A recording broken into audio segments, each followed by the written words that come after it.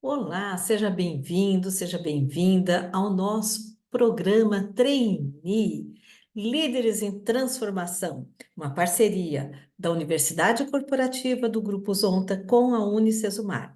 Eu sou a professora Fernanda Renata Mendonça e estou com vocês neste programa no módulo 7. Qual o tema do módulo 7?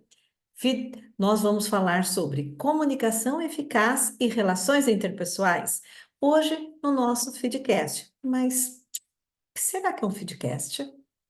Feedcast é um processo do tipo podcast, no qual nós gravamos um vídeo e nesse vídeo nós vamos apresentar a vocês alguns aspectos, alguns assuntos que nós trabalhamos no módulo 7 presencialmente, ressaltando os principais aspectos, relembrando conceitos, relembrando os objetivos e até mesmo comentando um pouquinho das atividades e dinâmicas que nós fizemos.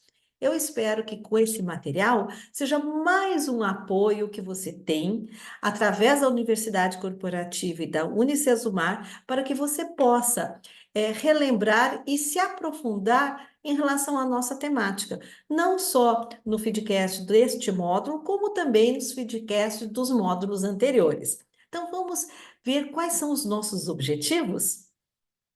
Hoje temos por objetivos recapitular os conceitos de comunicação eficaz e relações interpessoais, reforçar a capacidade de expressão verbal e escrita, promovendo o quê? A clareza, a concisão e a persuasão nas interações profissionais. Além disso, vamos relembrar as técnicas AIDA, peso e 4Cs, que podem ser utilizadas tanto em conjunto como isoladamente, e todas essas técnicas nos auxiliam a aprimorar o nosso processo de comunicação. Isso é muito importante, né? E quais foram as competências que nós desenvolvemos nesse módulo 7? Lembrando que o conceito de competência envolve os conhecimentos, as habilidades e as atitudes que, em conjunto, nós usamos para a geração de resultados. Então, dentro deste módulo, as nossas competências trabalhadas foram comunicação e expressão, escrita simplificada, eficiente e clara, comunicação verbal e não verbal, que impacta na nossa oratória, a comunicação escrita, redação, que impacta nas mensagens instantâneas, utilizadas como WhatsApp, e-mails, né? E o relacionamento interpessoal. Além disso, também nós vamos abordar a adaptação que é necessária da linguagem ao ambiente organizacional.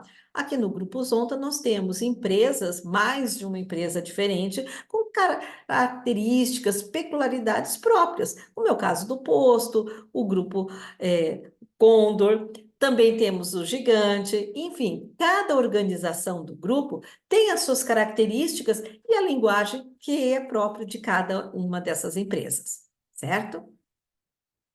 Se vocês se lembram, nós fizemos, após a minha apresentação pessoal, uma dinâmica de grupo intitulada Se Eu Fosse, né, uma cor, uma fruta, um animal, um alimento, um estilo musical, um estilo de dança ou um objeto de decoração. Qual será que eu seria? E aí vocês foram agrupados de acordo com a sua semelhança, aquilo que esteve mais comum entre vocês. Então, nós tivemos diversos grupos e vocês perceberam, quando vocês estavam conversando entre si e depois na apresentação, que houve características em comum e outras não tão em comum assim. Por quê? Faz parte de cada um de nós.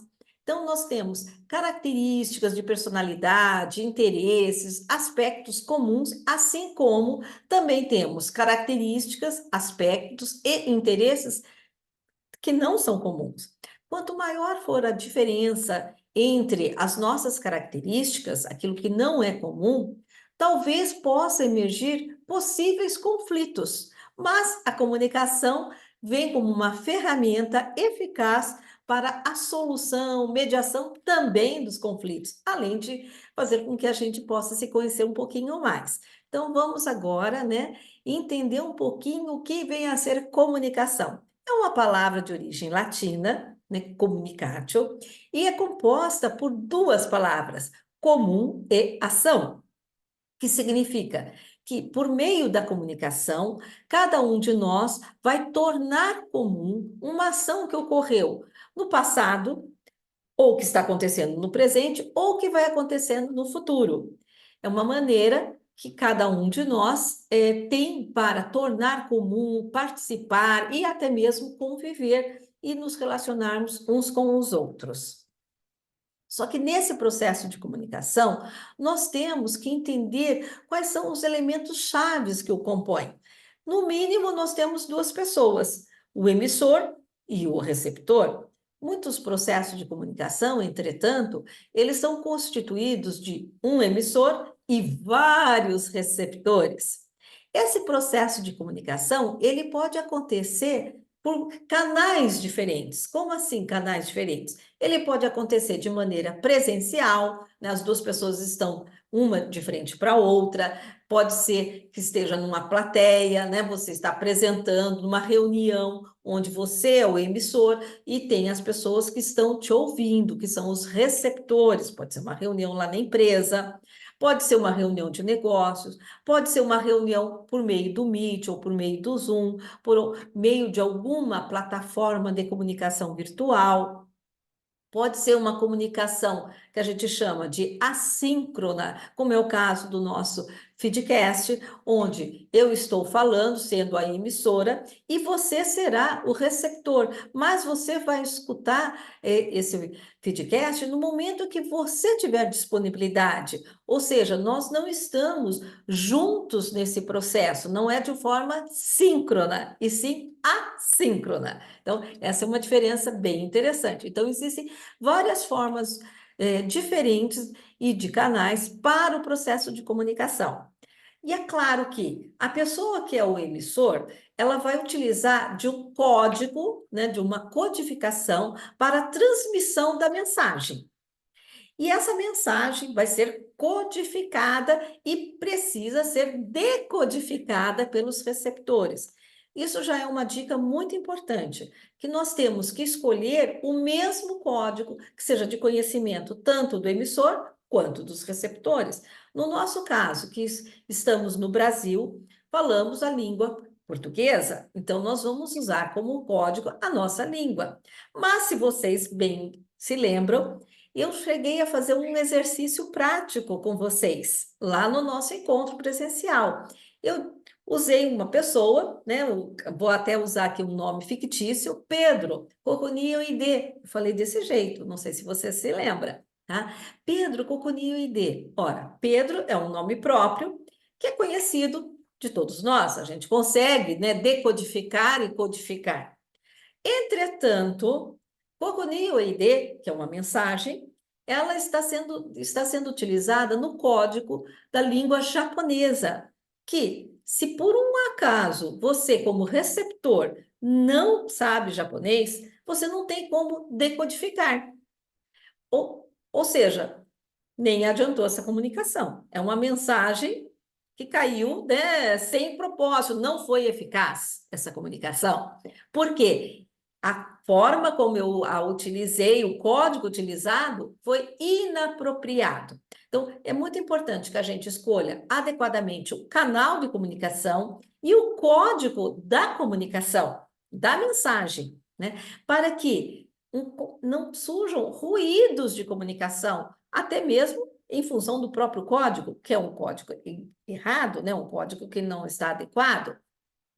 Outras formas de ruídos podem ser, imagine que eu colocasse aqui uma música alta, e aí eu começo a falar baixo e a música está mais alta do que minha voz. Puxa, vai ser um problema de comunicação, porque você não vai conseguir me ouvir. Ou se eu começar a falar muito baixo, muito rápido, né? Então, também acaba gerando ruídos de comunicação. Então, o emissor pode gerar ruídos, o receptor, se tiver de conversinha paralela, também pode gerar ruído de comunicação, além, é claro, dos ruídos que podem acontecer que a gente não tem controle. Um avião passando, um trem, algo que cai no ambiente. Então, existem também esses ruídos que podem interferir prejudicando o processo de comunicação. Ressaltando que o processo de comunicação ele vai acontecer por meio da utilização de sinais. Mas que sinais serão esses? Como sinais, nós temos gestos, então eu posso gesticular um sinal, ó, aqui, positivo, isso é um gesto, eu estou comunicando, negativo, uma outra comunicação, mais ou menos, um outro gesto, um outro significado. Eu posso utilizar de sons, né? O tom da minha voz pode ser baixinho, pode ser alto, pode ser devagar, bem devagarinho, como pode ser muito rápido, que daí não dá nem para entender o que eu estou falando, né? Já usei até como uma forma inadequada, mas só para poder ilustrar, né? Como que esses elementos de comunicação acabam interferindo de forma positiva ou negativa no próprio processo. Além disso, nós podemos utilizar a palavra escrita ou a palavra falada, como é a que eu estou utilizando agora nesse momento com vocês, onde eu estou verbalizando, usando a oralidade, mas também junto à minha fala existe minha expressão facial, existe a minha expressão corporal, o uso de gestos, né? Tudo isso compondo o processo da palavra falada, a minha oratória. Eu posso também ter a palavra escrita, que são os slides. Né? Os slides contêm palavras-chave, contêm informações, tem o uso de cores, para poder destacar algumas frases, algumas palavras, algumas informações importantes. Né? Então, a palavra escrita, ela também precisa estar adequada, né, e também codificada de uma forma que ela possa se tornar, né, compreendida pelos nossos receptores. Uma outra maneira de utilização de sinais é por meio dos desenhos. Então, eu posso também fazer um desenho e esse desenho expressar alguma coisa. Se vocês se lembram, antigamente existia em alguns hospitais aquela imagem da enfermeira, né, clássica, com esse gesto significando o quê? Silêncio. Tá? Também existe placas que sinalizam, né, que aquela vaga é a vaga de idoso, ou aquela vaga é a vaga de cadeirante, ou aquela vaga de gestante, né? Já estou usando até alguns desenhos que fazem parte do universo do dia a dia de vocês, lá no estacionamento de qualquer uma das empresas que fazem parte da rede de Zonta, né, do grupo Zonta. As cores também podem ser um elemento de comunicação. Vamos relembrar o sinal de trânsito. Sinal vermelho, pare. Sinal amarelo, não me diga que você avança o sinal amarelo, né? Sinal amarelo significa atenção, vai mudar o sinal, pare. Né? É esse o aviso do amarelo, né? E o verde é siga em frente, pode tocar, né? Não tem problema. Quer dizer, existe então uma comunicação por meio das cores, não tem ninguém falando no sinaleiro, né? Então a gente consegue decodificar. E é uma linguagem, né? A cor acaba sendo uma linguagem universal, assim como também alguns desenhos também se tornam, né, uma comunicação universal. Enquanto que os gestos, que também podem fazer parte de alguns até são universais, outros são muito específicos de cada cultura. Então, às vezes, um gesto tem um significado aqui no nosso país e em outro país tem outro significado, às vezes até ofensivo, né? Então, a gente tem que tomar muito cuidado com o uso dos gestos como uma forma de comunicação. Será que o meu receptor, ele está entendendo o gesto que eu estou fazendo, né? Que será que ele está pensando daquilo que eu estou fazendo? Então, a gente também tem que tomar esse cuidado, né? O emissor vai usar um canal de comunicação, como já foi dito anteriormente. Esse canal pode ser o WhatsApp, pode ser o celular, pode ser também uma fala, uma reunião, pode ser uma apresentação em público. Existem várias formas diferentes da gente poder transmitir por algum canal a mensagem que a gente quer chegar até os receptores. Lembrando que temos que cuidar com o código para que essa mensagem possa ser decodificada, né? E a mensagem ela vai expressar o quê? Ideias, sentimentos e conceitos. que serão transmitidos e recebidos, decodificados pelos receptores. E é muito importante que a gente também, sempre que possível, possa fazer algo chamado feedback, que vocês viram com a professora Leia no módulo 6, que é, será que a pessoa que recebeu minha mensagem compreendeu, recebeu, sabe o que eu estou falando? A gente tem que tomar muito cuidado da forma como nós vamos realizar o feedback. Porque se a gente pergunta, você entendeu? Essa não é uma boa forma de fazer feedback, porque a gente inibe o outro, né? Então a gente precisa criar estratégias que já foram abordadas no módulo 6 pela professora Leia, né? Aqui precisamos também diferenciar a comunicação e a expressão, que acabam até no dia a dia andando de braços totalmente dados, né? Porque a comunicação é a nossa capacidade, é o nosso ato de comunicar, de transmitir ideias, sentimentos, mensagens, né? Buscando compartilhamento de informações. Enquanto que a expressão é o nosso ato de expressar alguma coisa por meio de palavras, de gestos, quer seja pela nossa fisionomia, pela nossa personificação, o estilo que cada um fala, né? Como o rosto, a entonação da nossa voz, o comportamento, os gestos, né? Os trejeitos. Então, a expressão, ela acaba comunicando o nosso estado emocional, moral, espiritual, por meio, né, dessas expressões, tanto faciais quanto gestuais corporais, né? Complementando aquilo que a gente está falando, certo? E para que a gente possa se comunicar e expressar bem, tanto verbalmente, na nossa oratória, como também e principalmente na comunicação escrita, é essencial que a gente conheça da língua portuguesa, né? Que é o nosso idioma. Então, que a gente entenda um pouco de concordância nominal, concordância verbal, o que vem a ser os pronomes relativos, os pronomes pessoais, o que é semântica, figuras de linguagem, né? A variação linguística, que é o uso de gírias, ou da linguagem coloquial, ou uma linguagem mais rebuscada, né? Os verbos. Por quê? Quando a gente domina isso, o uso da pontuação, as reticências, as vírgulas, ponto de exclamação, ponto final, porque quando a gente faz um uso adequado, e isso acaba se tornando eficaz no processo de comunicação. Mas, sempre tem um mas, né?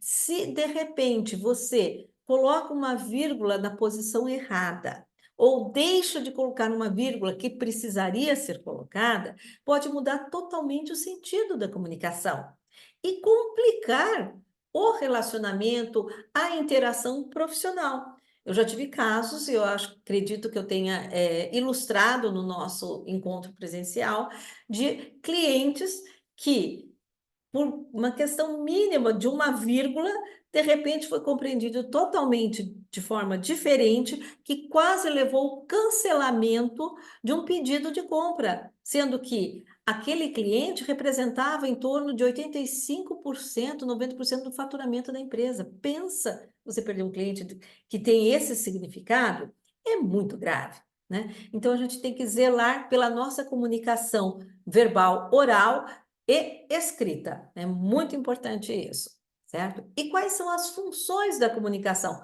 Principalmente a comunicação empresarial. Temos como funções o controle, a motivação, a expressão emocional e a informação. Como assim? Vamos pensar lá no supermercado. De repente, tem a pessoa que está anunciando uma promoção. É uma forma de controle, né? Está informando algo que vai acontecer naquele momento. É um controle. Só que também essa pessoa que está anunciando, ele precisa falar de forma clara no microfone, com emoção, né? Com alegria, com motivação, para que o consumidor, ao escutar, entenda o que foi dito, né? O que está sendo anunciado, aquela promoção relâmpago, por exemplo, e que possa, inclusive, ter o ato de consumir, de comprar, colocar o produto no carrinho. Então, a nossa comunicação precisa ser clara, objetiva, animada, né? Nessa situação que eu acabei de ilustrar. né? Então, o controle, se de repente precisa fazer a reposição de um determinado produto na gôndola. Então, tudo isso é importante. Então, a gente precisa entender qual é a função daquela mensagem que eu estou comunicando para o meu receptor. Para um aprofundamento maior sobre esse processo, nós indicamos a leitura do livro Comportamento Organizacional do Stephen Holmes. Fiquem tranquilos, não precisam ler o livro inteiro, mas procure pelo menos o capítulo referente à comunicação. Combinado? Eu apresentei para vocês, né, também esse slide no nosso treinamento presencial sobre o poder de um boato. Ah, isso também acontece. Como assim? De repente, alguém escuta parte da frase. Zé, quero o número deste pedido. Então, despedido, des e pedido ficou alto. Juntou, a gente omitiu a palavra T, né, a sílaba T, ficou despedido. Aqui que a pessoa deduz. O Zé está despedido. O Zé? Será que eu também? Né? Ah, o Zé e fulano estão despedidos. Será que todo mundo vai ser despedido? Quer dizer, aquilo que era uma mensagem chega para todo mundo de forma completamente diferente, distorcida, ampliada, modificada, né? E ainda por cima prejudicial a todos, né? Até na saúde mental desses funcionários. Então, nós temos que tomar muito cuidado com aquilo que a gente escuta parcialmente e a gente leva adiante. Tenha antes a humildade de verificar aquilo que você está transmitindo, para ver se é realmente a mensagem que você quer transmitir, ok? E aí nós tivemos também um pouco, né, de entendimento sobre a teoria da Gestalt, que é uma teoria da psicologia, que é a escola que estuda a percepção humana. Gestalt, em alemão, significa forma. O que isso significa? Que cada um de nós tem uma tendência natural, né, de dar forma, de dar significado às coisas que escuta, às coisas que vê. A gente faz isso, a gente procura dar um sentido. E a gente tem também uma maneira de organizar as nossas coisas, os nossos objetos à nossa volta, também segundo uma mesma forma, que se chama isomorfismo. E nessa teoria, nós temos dois princípios muito interessantes. Um deles afirma que o todo é mais do que a soma das partes e as partes são interdependentes. Como será que isso funciona na prática? Nós fizemos até aquela dinâmica chamada MES, que significa causa em inglês, né? O que significou isso? Vocês receberam um papel e nesse papel tinha uma ação a ser realizada, mas sem a comunicação oral e escrita. Era somente por gestos. Detalhe: durante apenas 1 minuto, você teria que desempenhar, dar o seu melhor naquele comportamento e, ao mesmo tempo, observar o que os demais estavam fazendo, para que depois você pudesse, né, identificar as ações dos seus colegas. Nós tínhamos em torno de 50 pessoas naquele momento na sala e a maioria não conseguiu identificar mais do que 10 pessoas. Então, isso já retrata o quão difícil é a gente captar tudo que está acontecendo à nossa volta. É muito difícil. A gente vai acabar tendo uma percepção parcial da realidade e nunca total. Então, isso daqui já é uma dica para a gente tomar cuidado para que a gente não generalize, não crie conclusões precipitadas, ok? Além disso, se você observou o comportamento do seu colega, mas só um pedacinho desse comportamento, não viu todas as etapas daquele comportamento, você acaba concluindo a partir daquilo que você visualizou e acaba tendo uma conclusão errada do que a pessoa estava realmente fazendo. Isso a gente percebeu que aconteceu na prática, né? Algumas pessoas acertaram e outras não acertaram. Um outro elemento que também esteve presente nessa dinâmica era o quanto que aquilo que eu estou fazendo, eu conheço ou não. Se eu nunca fiz, se eu nunca vi, como é que eu vou executar bem? Então, todos essas variáveis que ocorreram nessa dinâmica servem para que a gente possa se despertar, ficar atento a algumas questões. Funcionário novo. Será que ele sabe o que ele tem que fazer? Será que você comunicou, você informou, tornou isso claro para ele? Porque senão ele vai executar de acordo com o que ele acha e não aquilo que foi a orientação recebida. Então, uma dica importante, né? Eu posso desempenhar aquilo que eu sei fazer, eu preciso ser orientado. Então, essa é uma dica fundamental. Segunda dica importante, né? É cuidado para que você não tire conclusões precipitadas, parciais, de algo que você não viu totalmente ou não ouviu totalmente. Então, isso é muito importante, para que a gente possa realmente ter uma comunicação mais eficaz, né? E que a gente possa evitar conflitos, ruídos de comunicação. Então, relembrando, um dos princípios básicos da Gestalt, postulado por Ehrenfels, que é um dos autores, diz o seguinte: o todo é mais do que apenas a soma das partes que o constitui e apresenta características próprias que as partes não possuem. Ou seja, um exemplo prático: o nosso corpo humano, ele tem um conjunto, né, de partes. Nós somos compostos por cabeça, tronco, membros superiores, membros inferiores, pele, os órgãos internos, né? Nós não somos só estômago, nós não somos só visão, nós não somos só audição, nós somos a somatória de tudo isso. Aí sim, nós somos uma pessoa, né? Então, a pessoa, ela é composta de diversas partes que a constituem. E quando essas partes se juntam e estão em funcionamento, tem uma característica própria, tem o seu jeito de ser, é o seu comportamento. Enquanto que, se faltar alguma parte, você continua existindo. Ai, graças a Deus, né? Por quê? A gente já extraiu o dente, de repente já teve alguém que já tirou a vesícula, assim como eu, ou alguém que tirou o apêndice, né? Tem pessoas que extraem, né, que acabam sendo necessária a retirada ou de uma parte do fígado, ou, de repente, um rim para doação, ou pulmão.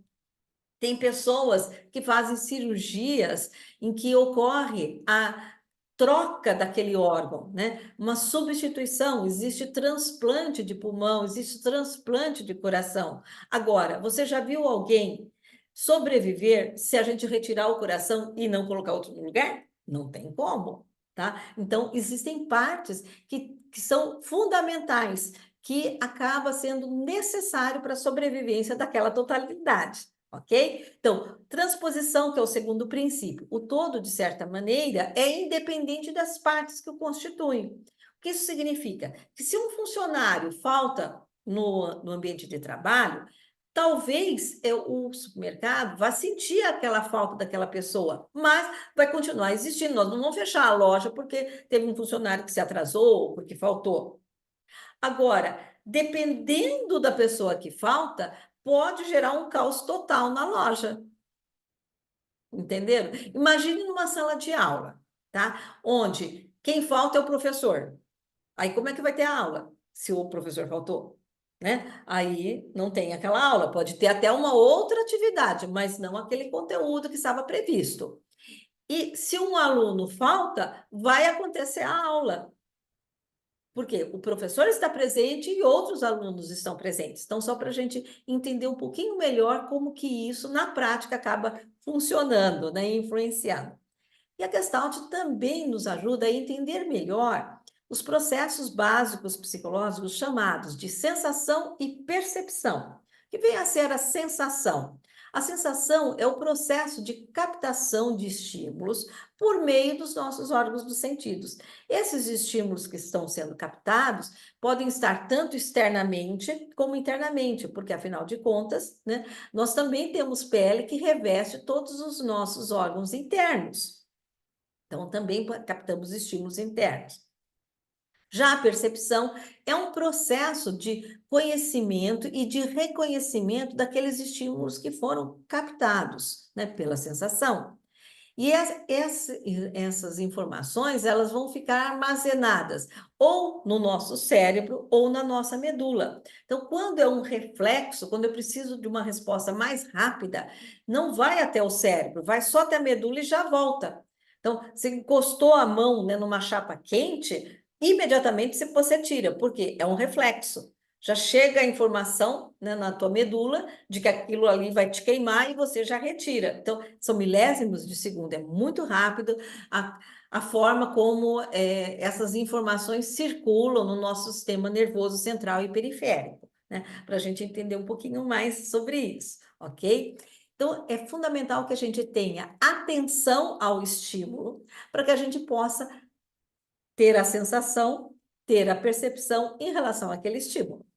E aqui temos um exemplo, né, algumas imagens, para mostrar para nós como que funciona a questão da referência, né? Se eu coloco como referência o fundo claro, o fundo branco, eu vou ver a imagem que se destaca em preto. Então, eu consigo visualizar, de repente, a velha ou a moça, se eu estou colocando o branco como fundo ou o preto como fundo. Assim como nas outras três imagens ao lado, eu posso visualizar, de repente, o vaso, quando eu uso como referência, como fundo, né, a parte branca, aí eu consigo destacar a parte preta, daí eu visualizo o vaso. Ou o contrário, coloco como fundo preto e visualizo duas pessoas de perfil, uma de frente para a outra, na primeira imagem. Já na imagem do meio, eu tenho uma árvore, né? Tenho dois passarinhos em preto, porque eu estou usando o branco como referência, como fundo. Se eu colocar, no entanto, o preto como fundo, eu vou conseguir visualizar o quê? Dois animais, um macaco e um leão, um de frente para o outro, né? Na outra imagem, né, na última imagem, se eu colocar o fundo preto como referência, né, eu vou enxergar o perfil de frente, como se fosse uma máscara de uma pessoa, de uma mulher. Se eu já colocar como fundo a parte branca, eu vou visualizar uma pessoa de perfil tocando um instrumento musical na figura preta. Então, aqui é um exemplo do conceito de figura e fundo. Então, isso significa, o que será que eu, como observador, estou colocando como fundo e fazendo com que se destaque a figura, né? Se às vezes numa música, né, eu estou com um fundo musical muito alto, eu não vou conseguir ouvir o que a pessoa vai me dizer. Então eu tenho que abaixar o som da música para poder colocar como figura, né, o som da voz da pessoa que está me ligando, da pessoa que está falando comigo, só para a gente entender melhor como que a gente coloca em prática esses conceitos, tá? Além disso, né, qual é a referência do emissor e do receptor? Nem sempre pode ser a mesma referência, e isso pode gerar um problema seríssimo de comunicação, porque existe a realidade externa, que às vezes o emissor então vai falar algo sobre essa realidade externa. E essa realidade, né, essa comunicação, vai ser captada pelos órgãos do sentido do receptor ou receptores. Mas cada receptor contém internamente os seus filtros, aquilo que lá vai omitir, aquilo que vai generalizar ou aquilo que vai ser distorcido. Assim como cada um de nós tem a nossa metaprogramação neurológica, que envolve os nossos valores, as nossas crenças, as nossas decisões e as nossas memórias afetivas, né? E as nossas memórias cognitivas. Tudo isso vai interferir na maneira como nós vamos interpretar, como nós vamos representar aquilo que eu estou captando pelos meus sentidos. E além disso, aquilo que eu captei vai ser influenciado pelo meu estado emocional. Se eu estou triste, se eu estou nervosa, se eu estou alegre, se eu estou indisposta, né? Porque às vezes pode acontecer de você não estar bem fisicamente, né? Uma dor de cabeça, uma disposição gástrica. Então, tudo isso acaba interferindo na maneira como eu vou processar e decodificar e receber aquela informação, aquela comunicação. E essa comunicação, essa minha interpretação, minha representação interna, é que vai determinar o meu comportamento. E se por um acaso eu distorcer? né? A pessoa falou A e eu entendi B. Eu vou me comportar de acordo com o B, não de acordo com o A. E é claro que daí vai gerar um probleminha, né, de relacionamento interpessoal, porque a pessoa que falou A espera que eu faça A e não que eu faça o B. Aí nós temos algumas técnicas que vão nos ajudar a melhorar e aprimorar o nosso processo de comunicação. Relembrando, primeiramente, a técnica AIDA. O que significa AIDA? A de atenção, I de interesse, D de desejo e A de ação. O que quer dizer isso? Como que esse modelo pode ser aplicado na nossa realidade do Grupo Zonta? O consumidor, Fernanda, por exemplo, chega na loja, em uma das unidades. Não vou falar qual unidade, porque senão vai dizer que eu estou protegendo uma em relação à outra, né? Então, chego em alguma unidade do grupo, certo? Para fazer minhas compras de mês. E aí, eu estou acostumada a ir naquela unidade, já sei onde fica mais ou menos. Não é assim que funciona? A gente já sabe onde fica a parte, né, de higiene pessoal, a parte de comida, dos produtos, de limpeza, a gente já sabe onde fica. Aí, estrategicamente, às vezes, um determinado produto é mudado de lugar. Por quê? Para despertar a atenção, porque às vezes a gente passa, já nem vê o produto, porque eu já vou direto naquele lugar. Então, quando ocorrem as mudanças, o consumidor, a consumidora, vai ter que prestar atenção onde está aquilo que eu estou procurando. Ou vai passar e vai chamar atenção, porque eu não tinha pensado naquele produto, mas aquele produto se destacou. Então, me chamou a atenção.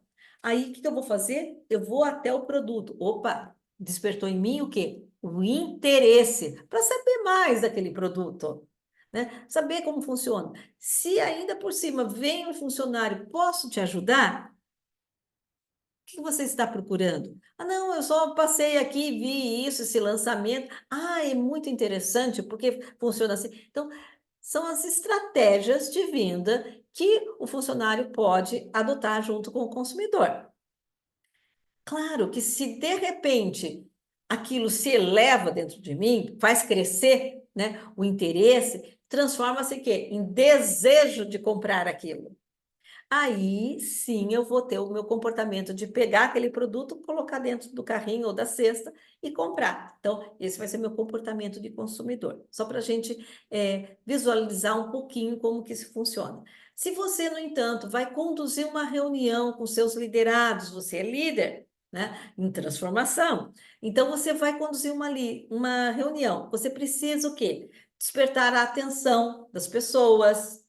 Você precisa fazer com que eles tenham interesse em escutar aquilo que você tem para dizer, desejando, né, que eles coloquem em prática aquilo que você está comunicando. Olha quanto desafio, como essa técnica é útil, tá? E algo que é muito importante para que nós tenhamos uma comunicação eficaz é a tal da comunicação assertiva, que vem a ser é a nossa capacidade de expressar opiniões, ideias, sentimentos, pensamentos de maneira clara, objetiva, tá? Direta, mas sem nós sermos desrespeitosos, agressivos ou insensíveis, tá? Com isso, nós evitamos problemas de relacionamento no ambiente de trabalho, reduzimos a tensão e o estresse, melhoramos a comunicação e compreensão entre as pessoas, resolvemos conflitos de forma construtiva, estabelecendo limites. Isso é muito importante.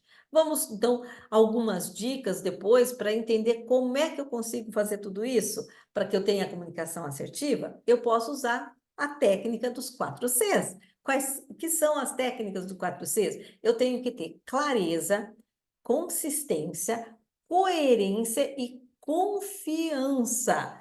É muito importante. Como que funciona isso, né? Eu preciso ter, então, uma clareza, eu tenho que ser objetivo ao descrever o que eu gosto ou o que eu não gosto. Eu tenho que evitar julgamentos, tá? Eu tenho que cuidar com a minha linguagem corporal, a minha linguagem, meu tom de voz, tendo uma boa postura, tá? Fazendo contato visual, né? Usando a minha voz de maneira firme, mas agradável, né? E evitando o uso inadequado em determinadas situações, entendendo a outra pessoa. Então, como que funciona isso? Imagine que você vai ao velório de uma pessoa, como cada um de nós, em algum momento, a gente tem que ir no velório, né? Aí você chega no velório e é período da tarde. Aí você vai chegar lá e vai falar: Boa tarde, vocês estão bem? Me poupe, né? Não dá. Então a gente precisa entender que não é a comunicação assertiva para aquele momento. Eu vou chegar em silêncio, tranquilamente, vou ver quem são os familiares, abraço a pessoa. Às vezes eu não falo nada, às vezes o silêncio é o melhor. Tá? Então, eu tenho que cuidar com o tom da voz, com aquilo que eu vou dizer, conforme a situação, né? Agora, você vai iniciar uma reunião de trabalho pela manhã. Aí você tem que quê? Receber os teus funcionários de que forma? Bom dia, como vocês estão? Quer dizer, você tem que transmitir alegria, energia, né? Então, é muito importante que exista, então, a coerência, a clareza, a consistência e a confiança em tudo que a gente fala, tá? Então, algumas dicas para a nossa comunicação ser cada vez melhor e assertiva. Seja claro e direto, evitando rodeios ou ambiguidades. A escuta ativa. Gente, escutar é diferente de ouvir. Porque quando a gente ouve, entra por um e sai pelo outro. Quando eu tenho a escuta ativa, eu vou olhar para a pessoa, eu vou parar o que eu estou fazendo, vou prestar atenção no que o outro está dizendo, eu vou demonstrar interesse, não vou interromper o que a pessoa está falando. E aí, após a pessoa verbalizar, se eu tenho alguma dúvida, eu vou perguntar para poder esclarecer. Isto é fazer escuta ativa, muito importante, tá? Principalmente se houver uma situação de conflito. Fica a dica. Uma linguagem corporal positiva, fazendo contato visual, evitando gestos e expressões faciais hostis, né? Porque aí eu vou afastar o outro, né? Conforme a minha comunicação. Vou evitar generalizações. Todo mundo chegou atrasado. Não é que todo mundo chegou atrasado, ou todo mundo fez errado. Todo mundo tem que entender que tem que ser dessa forma. Quer dizer, eu tenho que tomar cuidado com as generalizações, porque eu posso acabar desencadeando conflitos no meu ambiente de trabalho. Nós temos que procurar sermos empáticos. O que vem a ser a empatia? Nós temos que compreender a emoção, o pensamento que o outro teve naquela situação. Não quer dizer que eu tenho que concordar, mas eu preciso me esforçar para compreender aquilo que o outro sentiu ou que pensou. Eu preciso também trabalhar a questão do feedback, dando e recebendo, focando em quê? Em soluções, em oportunidades de melhoria. E vocês viram isso de uma forma mais detalhada com a professora Leia no módulo 6, né, a respeito, né, de feedback em meritocracia. Pratique a assertividade no dia a dia. Procure se expressar de forma firme e respeitosa, tá? Então, a firmeza não é sinal de desrespeito, mas eu tenho que tomar muito cuidado com a maneira como a gente fala para que o outro possa receber de uma forma respeitosa aquilo, tá? Vocês devem se lembrar que a gente mostrou esse vídeo, não vou mostrar novamente, mas ressaltando que nesse vídeo, esse casal eles dançaram e tiveram momentos, né, que nós ficamos assim, uau, né, surpresos, porque a gente não acreditava no que eles estavam fazendo, né? Um demonstrou muita confiança no outro e houve muito treino. Eles fizeram isso muitas vezes, provavelmente deve ter tido bastante erros, muita perna roxa, né, muito machucados, até chegar naquele nível de excelência. Comunicação é isso. Nós precisamos chegar no nível de excelência. E só vamos chegar no nível de excelência quanto mais nós nos exercitarmos para termos uma comunicação assertiva e eficaz, correndo o risco de alguns hematomas no meio do caminho. Mas com confiança um no outro, nós vamos conseguir sim atingir essa excelência na comunicação. Então, nós vamos relembrar agora uma outra técnica, que é a técnica peso. A técnica peso é uma técnica que é mais relacionada a marketing e a comunicação nas redes, na internet, né? Vamos entender como que funciona. A sigla peso significa o P de mídia paga, tá? O E é de earn, que é de mídia ganha, tá? Que é tudo em inglês. E o S é de shared, quer dizer compartilhada, então mídia compartilhada. E o owned é próprio, tá? Então, nós temos aqui 4 tipos de mídia, né? Todas nas redes sociais, né? Todas na internet, né? Então, nós podemos ter a mídia paga, a mídia ganha, a mídia compartilhada e a mídia própria. Vamos conhecer cada uma delas, relembrar na realidade? A mídia paga são todos aqueles esforços que envolvem o processo de compra de um determinado espaço no meio digital. Então, é uma publicidade, é um conteúdo, é um anúncio, é um patrocinado, é uma produção de conteúdo, é uma geração de leads. Então, a empresa paga, tá, por aquele espaço para divulgação da sua marca, divulgação da empresa ou divulgação de um produto seu. Então, é algo que é pago para aquele espaço na internet, ok? Já a mídia ganha é quando aquele espaço foi conquistado de uma maneira espontânea, que estão falando de vocês, estão falando da empresa. Como é o caso de um jornal, uma TV, que faz um comentário a respeito, né, e que não foi patrocinado, não foi pago por isso, né?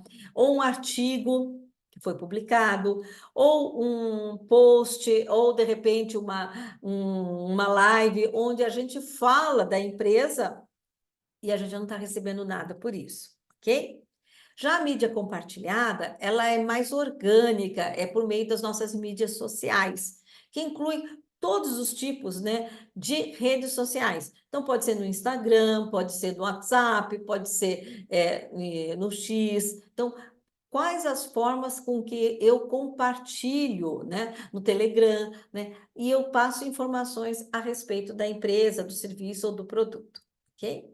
Já a mídia própria é quando a própria empresa, né, no nosso caso, né, o Grupo Zonda, produz o conteúdo em blog, em podcast, em site, em webinars. Então, o que a rede Zonda faz ela mesmo para a divulgação da sua própria marca, das suas empresas, dos seus produtos e serviços, ok?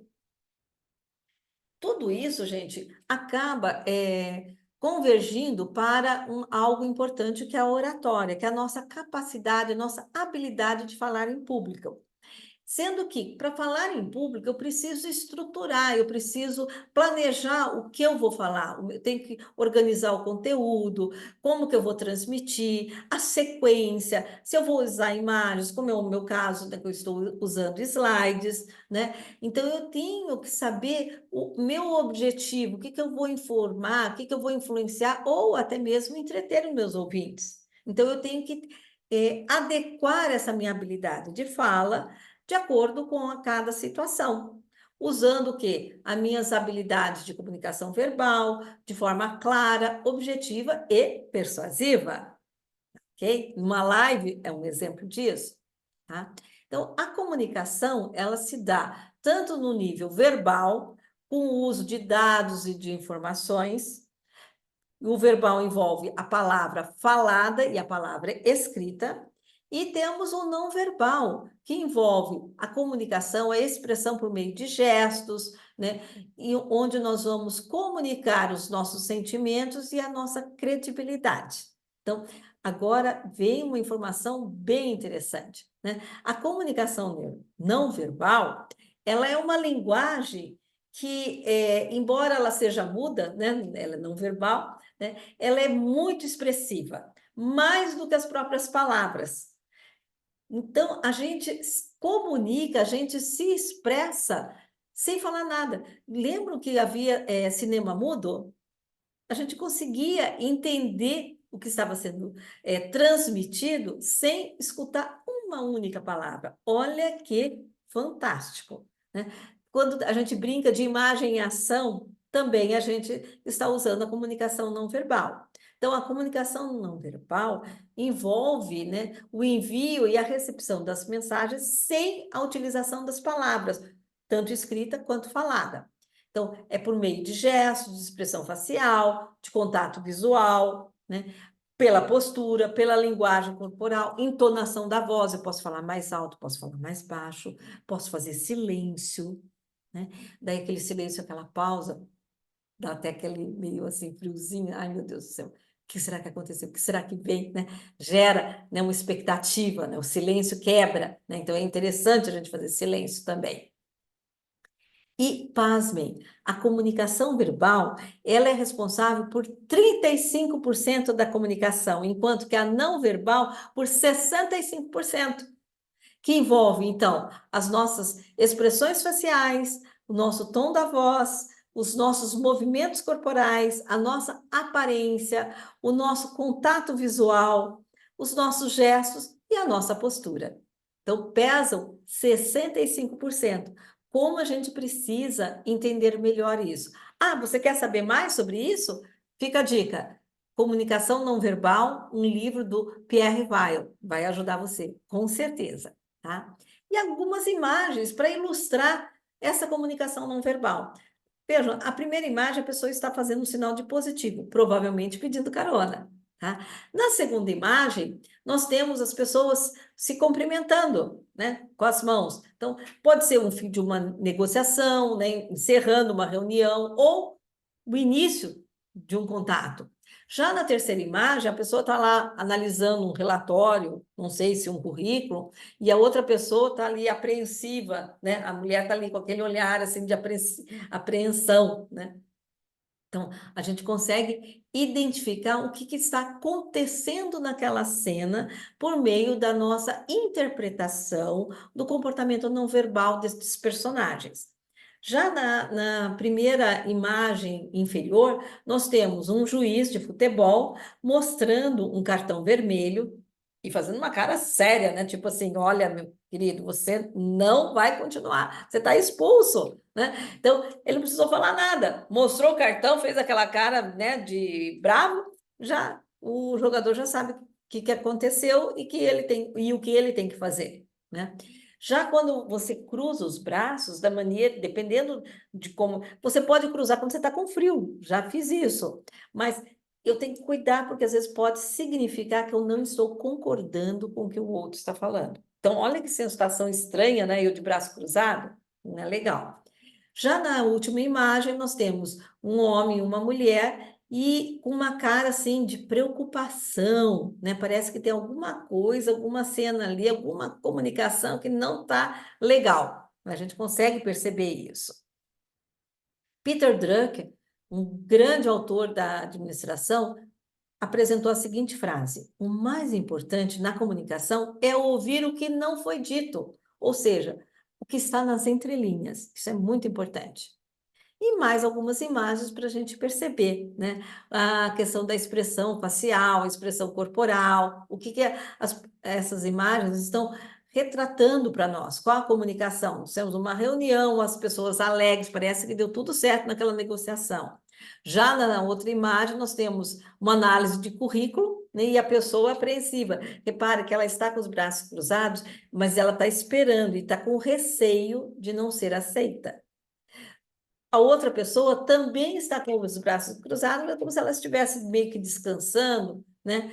Já na primeira imagem inferior, nós temos uma mulher de frente para a outra, e embora uma delas esteja com a perna cruzada, que seria talvez uma indicação de desaprovação de quem não está concordando, mas a maneira como ela está posicionada, o corpo, né, o corpo dela, as mãos, né, o olhar de olho na outra pessoa que está falando, já mostra o quê? Interesse, já mostra que está existindo, está fluindo uma comunicação positiva entre as duas. Nós temos ali 4 imagens, né, 4 pessoas, desculpe, 4 pessoas que estão no centro e que estão indicando o quê? O que elas estão transmitindo? Imagine que são pessoas que vão conduzir uma reunião, que pode ser você. Repare, Mão no bolso não dá credibilidade. Então, não coloca tua mão no bolso. Coloca na cintura, segura algum objeto intermediário. Então, as melhores posturas para uma reunião, para você falar em público, seria a imagem da pessoa, do homem com a gravata vermelha ou da mulher com a camisa rosa. Porque no primeiro homem ali com a mão no bolso e a mulher com os braços cruzados, não passa credibilidade para quem escuta, tá? E já temos mais uma outra imagem de uma apresentação de dois homens, sendo que um deles está com as mãos para trás. Ora, quando está com as mãos para trás, eu não estou concordando. Então, é uma imagem que a gente também tem que evitar quando a gente vai falar em público, né? Então, a gente tem que saber usar, né, os nossos braços, as nossas mãos a nosso favor. E é claro que agora me cabe o quê? Agradecer. Muito obrigada de coração ao Grupo Zonta pela oportunidade de estar com vocês mais uma vez no programa Trainee Líderes em Preparação, agora no módulo sobre comunicação eficaz e relações interpessoais. Desejo a cada um de vocês muito sucesso, muita assertividade, muita comunicação eficaz para que as vossas relações interpessoais, tanto no trabalho quanto na tua vida pessoal, sejam relações harmoniosas e de crescimento humano. Contem sempre conosco, com a nossa parceria entre a Unicesumar e a Universidade Corporativa. Se você tem alguma dúvida, não hesite. Pode perguntar para os analistas de RH, que eles terão a maior alegria em te atender, em resolver essa situação. Então, quero agradecer mais uma vez por você estar aqui conosco e desejar muito sucesso na vida profissional de cada um de vocês. Forte abraço e até a próxima.